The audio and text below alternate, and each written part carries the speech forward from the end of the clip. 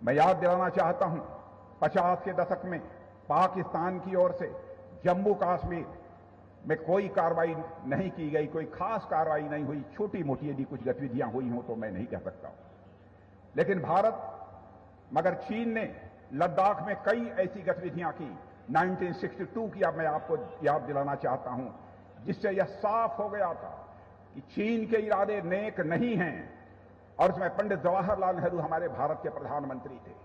बहुत सारे लोग पंडित जवाहरलाल नेहरू की आलोचना करते हैं। मैं भी एक विशेष राजनीतिक दल से आता हूं। मैं भारत के किसी भी प्रधानमंत्री की आलोचना नहीं करना चाहता और किसी प्रधानमंत्री की नीयत पर मैं कोई सवालिया निशान भी नहीं लगाना चाहता हूं, क्योंकि मैं जानता हूं नीयत में किसी की खोट नहीं हो सकता है। नीतियों को लेकर विवाद हो सकता है, नीतियों को लेकर तो हम आलोचना कर सकते हैं, लेकिन किसी की नीयत के ऊपर मैं कोई सवालिया निशान नहीं लगाना चाहता।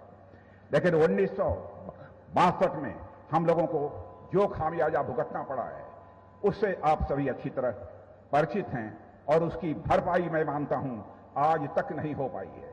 लेकिन आज भारत जिस तेजी से साथ आगे बढ़ रहा है, और आज मैं रक्षा मंत्री होने के नाते डंके की चोट पर कहना चाहता हूं बहनों भाइयों, भारत अभी हमारा कमजोर भारत नहीं रहा है। भारत अब दुनिया का ताकतवर देश बनता जा रहा है।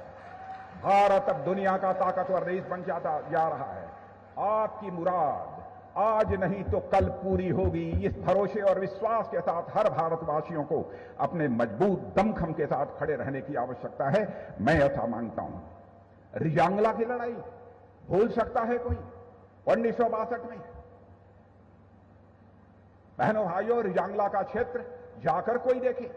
जब पहली बार रक्षा मंत्री की जिम्मेदारी संभालने के बाद मैं जब लद्दाख गया, लोगों ने बताया साहब रियांगला में हमारे 114 जवानों ने अपनी शहादत दी थी और अपने से 10 गुना अधिक चीन की फौज से उन्होंने संघर्ष किया था और चीन की सेना को आगे बढ़ने से रोकने का काम यदि किसी ने किया था तो हमारे उस समय के बहादुर मेजर शैतान सिंह के नेतृत्व में 120 जवानों की टुकड़ी थी, उसी ने उन्हें रोका था।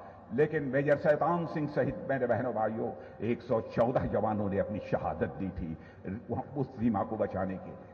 रियांगला मुझे यह बतलाया गया कि वहां पर इतनी बड़ी शहादत हमारे सेना के जवानों की हुई है, लेकिन जैसा एक मेमोरियल होना चाहिए, युद्ध स्मारक होना चाहिए, वहां पर नहीं है। एक छोटा सा एक स्मारक वहां पर बना हुआ है।